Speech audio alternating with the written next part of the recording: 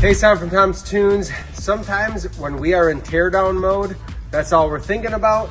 So in this case, this console and controls, kind of a pain to disassemble. I'm gonna have to do some rearranging anyway later when we get the new floor down.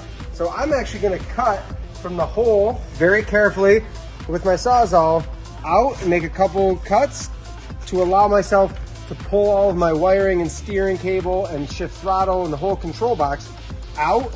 And then I'll get to reinstalling that or unhooking the cables necessary to run back up through the floor. Here at Tom's Tunes, we always replace the deck. So there's no cutting a hole and then reinstalling everything. We don't do that. We cut new holes, we go through the deck, we do things right the first time. So I'm gonna cut my 2 slits so I can pull everything out of here. Make sure my cables are out of the way.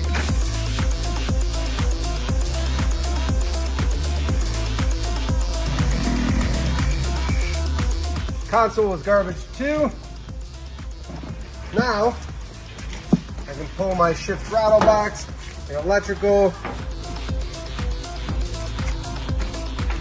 right on out. We'll set that underneath so it stays safe.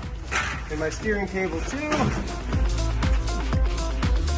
Electrical here. Now we can continue with the teardown, getting the floor up, and then we'll readdress our steering cable, shift throttle box, and everything when we're ready to put the new console in and run our hole up through the floor. Hopefully that helps speed up your teardown too.